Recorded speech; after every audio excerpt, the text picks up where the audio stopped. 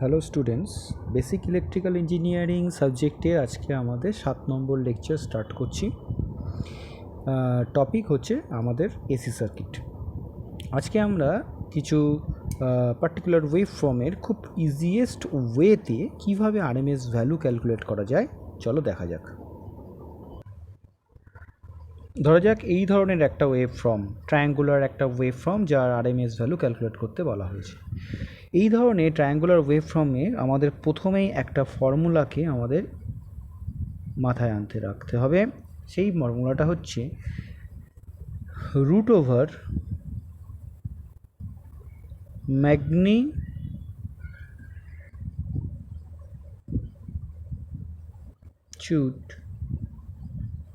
Square divided by 3টা divide করা হচ্ছে কারণ এটা ট্রায়াঙ্গল বলে, ঠিক আছে। তারপরে ফর্মুলাটা মাথায় রাখো, T on by T. T on মানে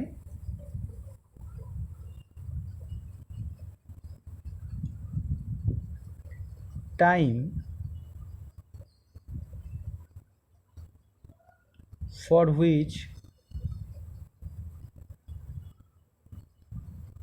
we get output. T is the time period. Okay, very simple. T is the time period. ওকে, তাহলে এক্ষেত্রে যদি আমাদের অ্যান্সার বার করতে হয় তাহলে দেখো ম্যাগনিচিউড কত, 9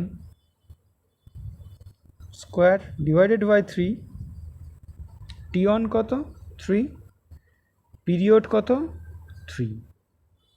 এগুলো আমি খুব ডিসকাস করছি না, অলরেডি তোমাদের জানো। কেন অন পিরিয়ড দেখো 0 to 3 এবং পিরিয়ডও কিন্তু দেখো এখানে 3, তারপরে কিন্তু আবার রিপিট করছে।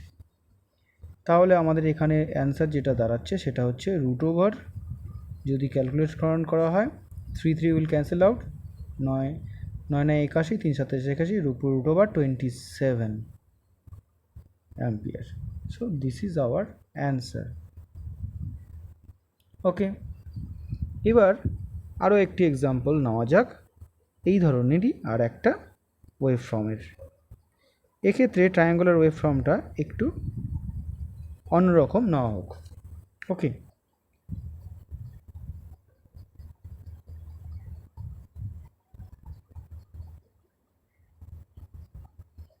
ওকে ওয়েভ ফর্মটা দেখো করে দেখো, আমাদের এখানে হচ্ছে 0 2 4 6 ওমেগা টি আই, এবং এখানে আমাদের পিক ভ্যালু যেটা রয়েছে বা যেটা আমরা এখানে দেখতে পাচ্ছি that is 8। Suppose find IRMS calculation করতে গেলে আমাদের এখানে প্রথমেই দেখতে হবে ম্যাগনিচিউড স্কোয়ার।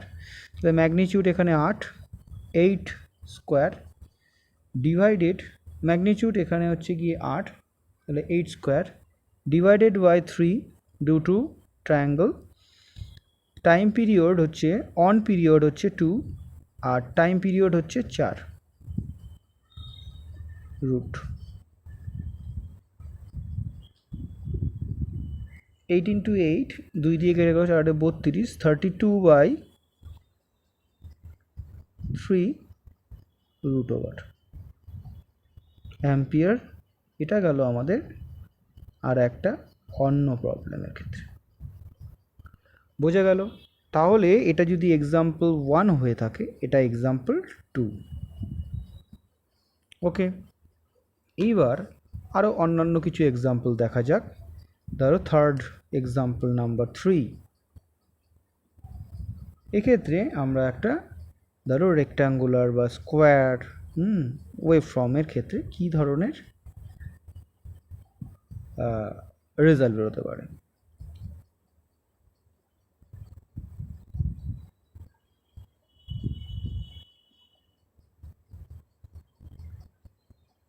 ওকে, এক্ষেত্রে আমাদের এটা হচ্ছে 5 অ্যাম্পিয়ার, 0 ডিউরেশন হচ্ছে 2 4 6 ওমেগা টি।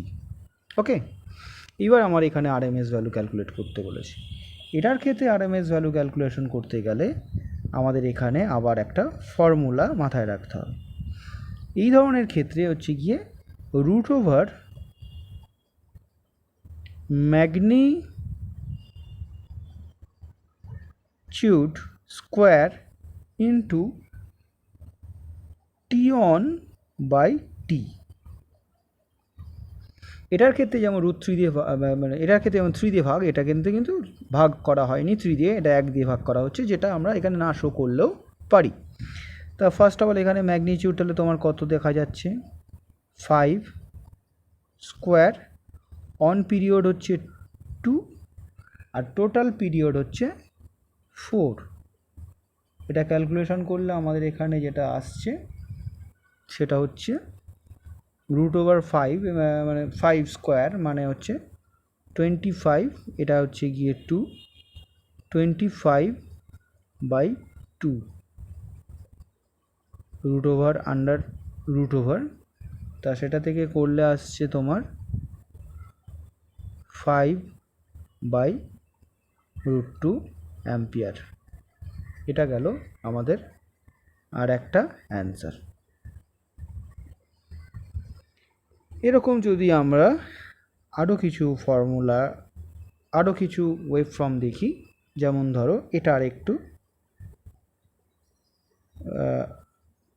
একটু ডিফিকাল্ট টাইপের ওয়েভ ফর্ম নিলাম। ওয়েভ ফর্মটা একটু ফলো করো। ফার্স্ট অফ অল হচ্ছে গিয়ে কিছুটা পোর্শন এরকম ট্রায়াঙ্গুলার, আপার পোর্শনটা এরকম হলো, তারপরে আবার এটা ট্রায়াঙ্গুলার, আপার পোর্শনটা এইভাবে যদি আমি একটা ওয়েভ ফর্ম ভাবি, এটা হচ্ছে গিয়ে আই, এটা হচ্ছে 6 অ্যাম্পিয়ার, এইদিকে হচ্ছে গিয়ে -6, ওকে, এটা হচ্ছে ওমেগা টি, ডিউরেশন হচ্ছে এটা হচ্ছে T/2, এটা টি, ওকে। এইভাবে চলছে ডিউরেশন, মানে টাইম পিরিয়ড শো করানো হয়েছে।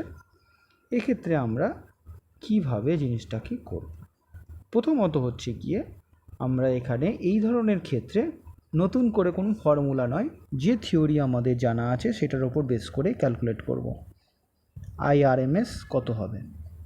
প্রথমত হচ্ছে ট্রায়াঙ্গুলার পোর্শনটার জন্য যদি আমি দেখি, আমার ফর্মুলাটা হবে -6, কেন magnitude square divided by 3 into, এক্ষেত্রে আমার টাইম পিরিয়ড, অন পিরিয়ড হচ্ছে T/2 আর টাইম পিরিয়ড হচ্ছে টি, হলো প্লাস এদিকে রেক্টাঙ্গুলার পোর্শন যেটা হচ্ছে 6 স্কোয়ার, অন পিরিয়ড আবার T/2 আর টি পিরিয়ড হচ্ছে মানে টোটাল পিরিয়ড হচ্ছে টি। এইবার এইভাবে যদি ব্যাপারটাকে ভাবো তাহলে জিনিসটা কিন্তু পরিষ্কার। লাও করে দেখো, টিটি ক্যান্সেল, এখানেও TT cancel, -6/36/3 into half plus 36 into half under root, okay, 18, 6, 18, 18 is 24 root over 24 ampere. এটা হলো আমাদের আরও একটা অ্যান্সার। আশা করা যাচ্ছে বুঝতে পারছো এটা কি করে করলাম। আমাদের ব্যাপারটা হচ্ছে এই পার্টটা রেক্ট্যাঙ্গুলার নয় ট্রায়াঙ্গুলার জন্য, এই পোর্শনটা রেক্ট্যাঙ্গুলার জন্য, add up and you get your answer. এটা হচ্ছে আমাদের একটা কতগুলো পার্টিকুলার ওয়েভ ফর্মের জন্য করা হলো। এইবার ধরো আর একটা নতুন ধরনের এক্সাম্পল আমি শুরু করছি।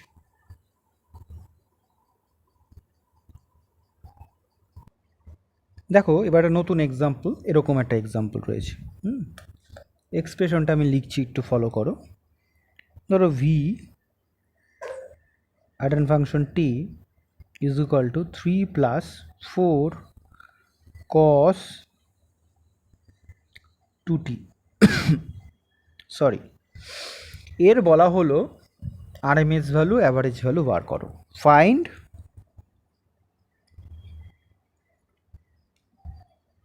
V average and V RMS. V average যখন বার করতে বলেছে, ফার্স্ট লক্ষ্য করে দেখো ভি অ্যাভারেজ শুধুমাত্র 3 হবে। কেন? দেখো ভি অ্যাভারেজ 3 ভোল্ট কেন হবে দেখো,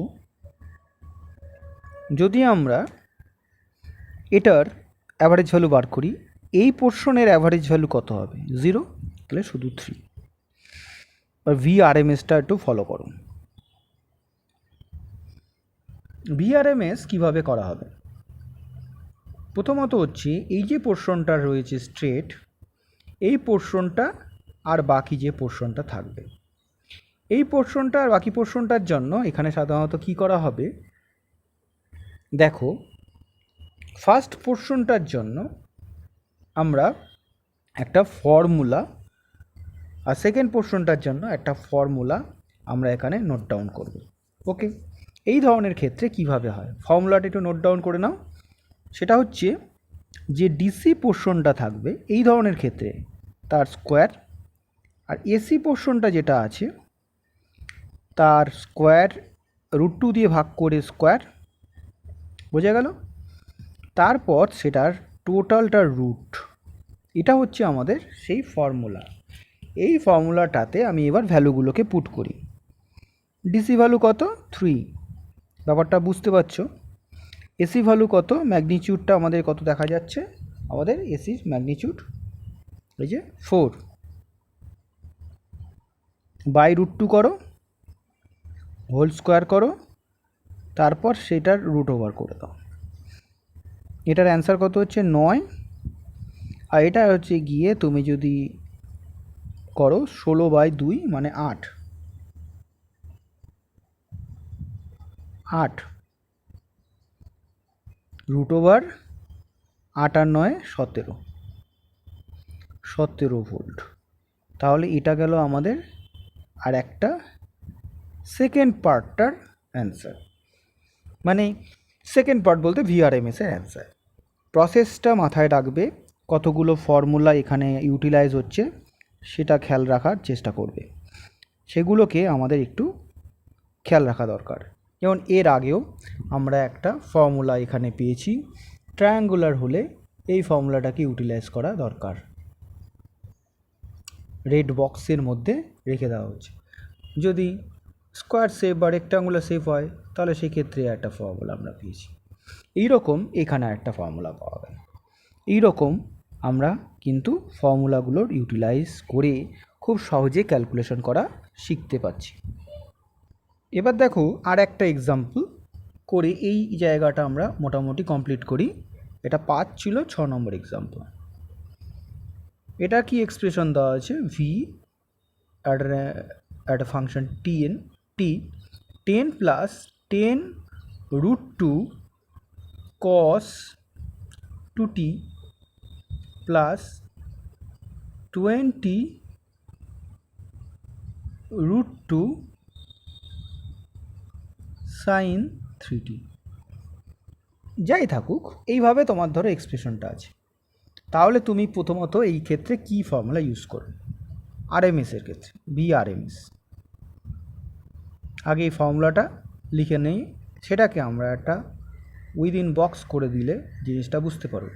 প্রথম হচ্ছে ডিসি স্কোয়ার, তারপরে হচ্ছে এসি 1/√2 তার স্কোয়ার,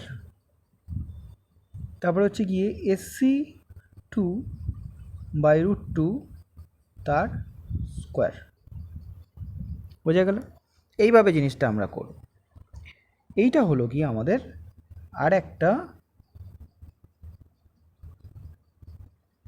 ফর্মুলা, বোঝা যাচ্ছে? এইবার এখানে ভ্যালুগুলোকে পুট করার চেষ্টা করো। ভিআরএমএস 10 স্কোয়ার, এসি 1 মানে 10 √2/√2 স্কোয়ার 20√2/√2 স্কোয়ার রুট ওভার হলো। এবার এটাকে যদি আমি ক্যালকুলেশন করি কত দেখতে পাবো, it is 100 √2, it is again 100, it is again 400। এটা করলে কত আসছে, √600। এটা গেল আমাদের VRMS, এটা 600 volt. It is our answer for a particular expression. এই ধরনের এক্সপ্রেশনের জন্য বোঝা গেল। এইভাবে মোটামুটি আমরা RMS ভ্যালুর ক্যালকুলেশন এবং কিভাবে সলিউশন করা দরকার সেগুলো আমরা শিখতে পারলাম। ওকে, এরপর আমরা শুরু করব পিক ফ্যাক্টর, ফর্ম ফ্যাক্টর। ওকে, নেক্সট ইম্পর্টেন্ট যেটা টপিক রয়েছে সেটা হচ্ছে peak factor.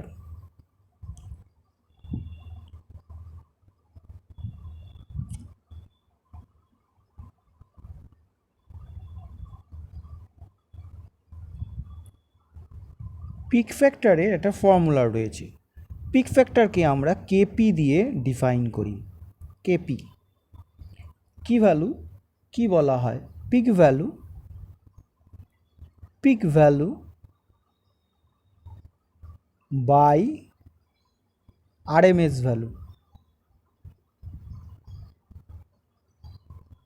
Pick value by RMS value.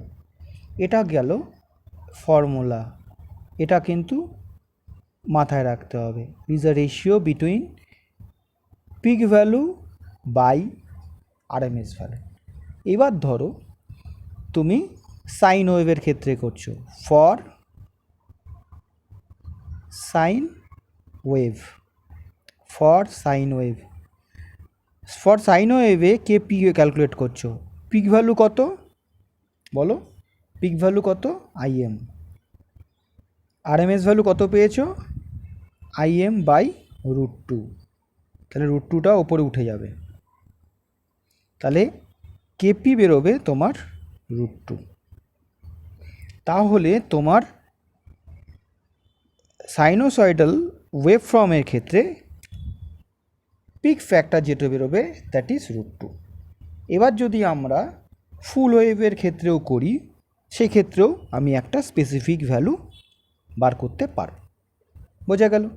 এইবার যদি আমি নেক্সট এবং এই টপিকের last part form factor, form factor calculate করি।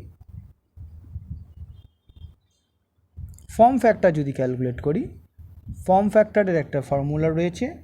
ফর্ম ফ্যাক্টরকে সিম্বল ইউজ করছি KF।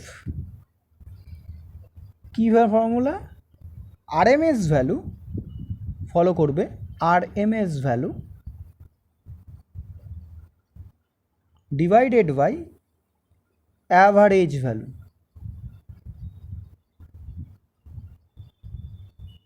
RMS value by average value. বোঝা গেল। এইবার প্রশ্ন হচ্ছে যদি আমি সাইন ওয়েভের ক্ষেত্রে করি, for sine wave, for sine wave KF RMS value কত বলো, IM বাই √2। অ্যাভারেজ ভ্যালু কত বেরিয়েছে, 2IM বাই পাই। ওকে, এদেরকে যদি আমি সিম্পলিফাই করি দেখব KF ইকুয়াল টু আসবে 1.11। ভেরি ইম্পর্টেন্ট ভ্যালু, এর আমরা অনেক জায়গায় ব্যবহার দেখতে পাব। বোঝা গেল।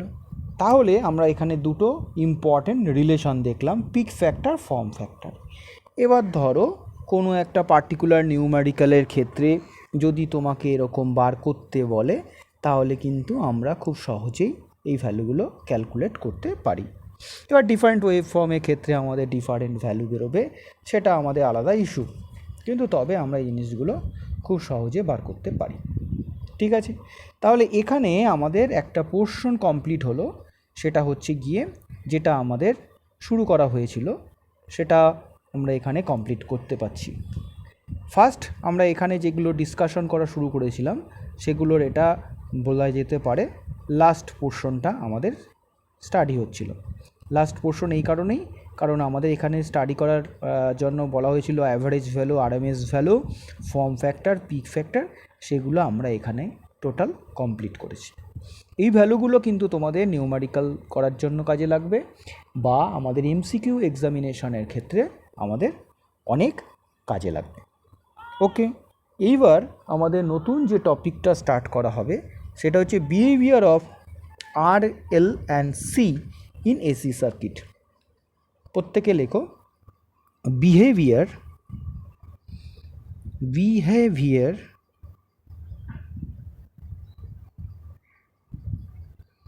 of R, L and C in AC circuit. Behavior of R, L and C in AC circuit. খুব ভাইটাল পয়েন্ট যেগুলো অলরেডি আমরা একটু শুরুও করেছিলাম। প্রথম কথায় আসি, R means, R stands for resistance.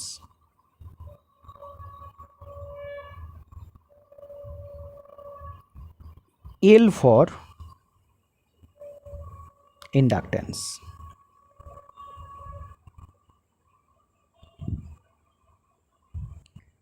C for capacitance.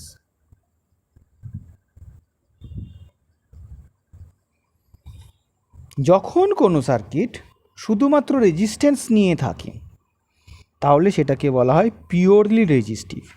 তাহলে এই টার্মগুলো আমাদের বুঝতে হবে। পিওরলি রেজিস্টিভ, পিওরলি রেজিস্টিভের ক্ষেত্রে circuit contains only R. Purely inductive, circuit consists only L. Purely capacitive, circuits consists only capacitance. এবার একটু দেখে নেওয়া যাক এদের ইউনিট। রেজিস্ট্যান্সের ইউনিট কি? ওহম। ইন্ডাকটেন্সে হেনরি, এটার ফ্যারাড। একটা কথা প্রথমেই জেনে রাখা উচিত, ক্যাপাসিটেন্সের ফ্যারাড কখনো কিন্তু শুধু ফ্যারাড খুব কম দেখতে পাবে, মাইক্রোফ্যারাড, মিলিফ্যারাড, পিকোফ্যারাডে শো হয় বেশি, মানে ফ্যারাড খুব ছোট ইউনিটে শো হয়। এইবার রেজিস্ট্যান্স থাকলে আমাদের সার্কিটের ফেজ ডিফারেন্স কত হয়? শুধু পিওরলি হয় ফেজ ডিফারেন্স, মানে যেটাকে আমরা বলেছিলাম alpha is equal to 0 degree. যদি পিওরলি ইন্ডাকটিভ হয় ফেজ ডিফারেন্স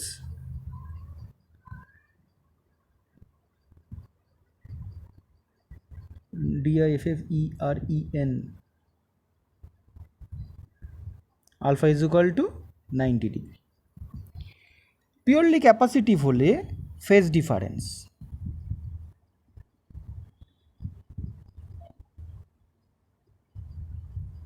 কত হবে? 90 ডিগ্রি। আরে বাবা, দুটোই 90 ডিগ্রি, তাহলে কি হচ্ছে? ইন্ডাকটিভের ক্ষেত্রে বলা হয় ল্যাগ, এটার ক্ষেত্রে বলা হয় লিড। আগের ভিডিওর একটু কারেকশন আমি এখানে উল্লেখ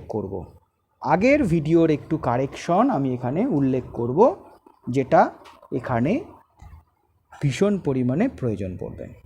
ওকে, মাথায় রাখতে হবে কে কাকে ল্যাগ করছে বা লিড করছে, জিনিসটা বোঝা। পিওর ইন্ডাকটিভের ক্ষেত্রে পিওর রেজিস্টিভের ক্ষেত্রে voltage and current both are in phase. Pure ইন্ডাকটিভের ক্ষেত্রে V and I are not in phase.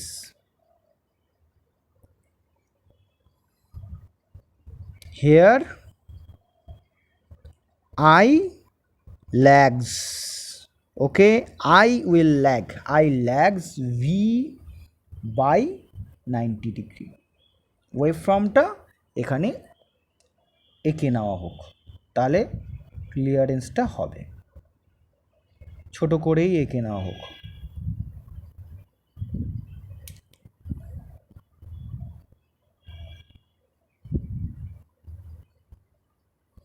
এটা হলো ভোল্টেজ আর এটা হলো কারেন্ট। এখানে ওমেগা টি এর রেসপেক্টে দেখো এটা আলফা শো করছে, which is actually 90 degree,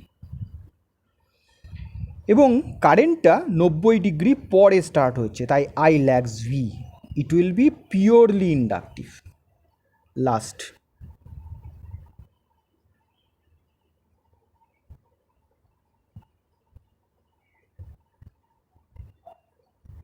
V and I here also are not in phase. Here I leads V by 90 degree. ওয়েভফর্মটা দেখে নেওয়া যাক,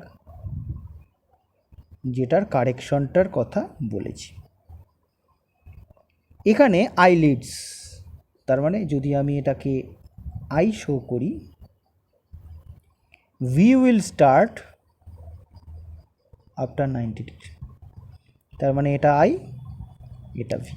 ইট ইজ অ্যাবসলিউটলি কারেক্ট। আগেরটা একটা কারেকশন প্রয়োজন ছিল। It is alpha which is nothing but 90 degree. Purely inductive circuit, purely capacitive circuit সম্বন্ধে idea হলো। এইবার এখানে বলি purely resistive circuit, purely inductive, purely এই যে কথা, it is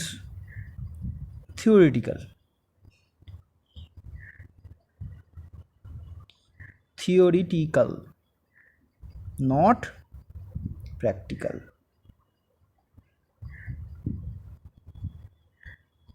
It is also same for this portion also. এগুলো সবই থিওরিটিক্যালি ট্রু, প্র্যাকটিক্যালি নয়। মাথায় রাখবে কখনোই pure inductive, pure capacitive, pure resistance এর এক্সিস্টেন্স হয় না। কারণ যখনই ইন্ডাকটেন্সে আমি ক্যালকুলেশন করতে যাব, সার্কিট রেজিস্ট্যান্স চলে আসবে। যখনই আমি পিওর রেজিস্ট্যান্স ক্যালকুলেট করতে যাব, যদি এসি হয় তাহলে ইন্ডাকটেন্স প্রপার্টি চলে আসবে। পিওর ক্যাপাসিটেন্স যখন কনসিডার করব, তখন ডাইলেকট্রিক সাবস্টেন্সের জন্য আমাদের ওখানে ডাইলেকট্রিক লস আসবে। অতএব পিওর কথাটা শুধুমাত্র থিওরিটিক্যালি ট্রু, প্র্যাকটিক্যালি নয়। বোঝা গেল? এগুলো শুধুমাত্র জাস্ট একটু ব্রাশ আপ করা হলো। এর পরের দিন আমরা পিওর রেজিস্টিভ সার্কিটের সঠিকভাবে ওয়েভফর্ম, ফেজর ডায়াগ্রাম, এভরিথিং আমরা স্টাডি করব। Okay, thank you very much to all. সমস্ত ভিডিওগুলো তোমরা সিকোয়েন্স মেনটেন করে করবে। এটা আমাদের 7 নম্বর লেকচার এখানে শেষ করলাম। Thank you once again.